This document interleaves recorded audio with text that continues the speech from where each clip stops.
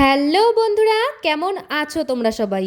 আশা করি সবাই খুব খুব ভালো আছো, আর আমিও অনেক ভালো আছি। বরমশাই আমার অনেক দিন ধরেই বলছিল যে পোস্ত দিয়ে কোনো একটা রেসিপি খাবে, তাই আজকে আমি ভাবলাম ওকে আজকে ঝিঙে পোস্ত বানিয়ে দেবো। যা গরম পড়েছে, টক ডালের সাথে এইরকম ঝিঙে পোস্ত হলে কিন্তু খাবারটা বেশ জমে যাবে। তোমরা কারা কারা আমার বরমশাইয়ের মতন ঝিঙে পোস্ত খেতে ভালোবাসো আমাকে কিন্তু কমেন্ট করে অবশ্যই জানিও। তাহলে চলো দেরি না করে আজকে রেসিপিটা শুরু করা যাক। প্রথমেই কিন্তু ঝিঙেগুলোকে ছোট ছোট করে কেটে নিয়েছি। এরপর কড়াই গরম করে পরিমাণ মতন তেল দিয়েই আমি ফোড়নে দিয়ে দিলাম দুটো শুকনো লঙ্কা আর বেশ কিছুটা পরিমাণে কালো জিরে। ফোড়নটা কিছুক্ষণ ভেজে নিয়েই আমি এর মধ্যে দিয়ে দিলাম একটা পেঁয়াজ কুচি, আর পেঁয়াজটা একটু ভাজা হয়ে আসলেই এখন আমি এর মধ্যে দিয়ে দিয়েছি আগে থেকে কেটে রাখা একটা আলু। যে কোনো তরকারিতেই আলু দিলে কিন্তু খেতে খুবই ভালো লাগে। আলু ভাজা হতে হতে আমি কিন্তু চলে এসেছি পোস্তর পেস্ট বানিয়ে নেওয়ার জন্য। এই জন্যই মিক্সচারে দিয়ে দিলাম বেশ কিছুটা পরিমাণে পোস্ত, অল্প একটু চাল মগজ আর 4টে কাঁচা লঙ্কা।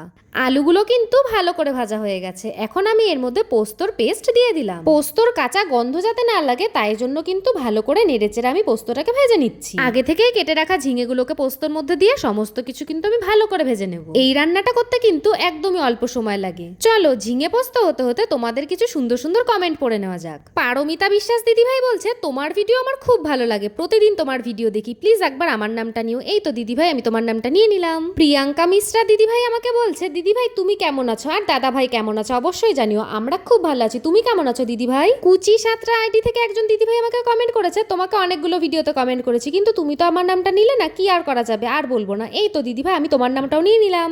অঙ্কিতা মাজুমদার দিদিভাই বলছে, দিদি তুমি আর তোমার ভিডিওতে আমার নামটা নিলে না, কতবার করে বললাম। এই তো দিদিভাই, আমি তোমার নামটাও নিয়ে নিলাম। দিদিভাইরা শুধুই রাগ করে আমার ওপর, একটা ভিডিওতেই তো সবার নাম নেওয়া সম্ভব হয় না। আমি চেষ্টা করবো প্রত্যেকটা ভিডিওতে তোমাদের নাম নিয়ে নেওয়ার। এই দেখো ঝিঙে পোস্ত কিন্তু আমার একদম রেডি। আর তোমরা কোন কোন নতুন নতুন রেসিপির ভিডিও দেখতে চাও আমাকে কিন্তু কমেন্ট করে অবশ্যই জানিও। আমি তোমাদের জন্য সেই রেসিপির ভিডিওগুলো নিয়ে আসার চেষ্টা করব। ঝিঙে পোস্ত খেতে কিন্তু খুবই টেস্টি হয়েছিল। তোমরা কিন্তু অবশ্যই এইভাবে বাড়িতে একবার ট্রাই করো। আজকের মতন এইটুকুই। তোমরা সবাই ভালো থেকো, সুস্থ থেকো। চলে আসবো আবার নতুন আর একটা রান্নার ভিডিও নিয়ে। তো চলো সবাইকে টাটা।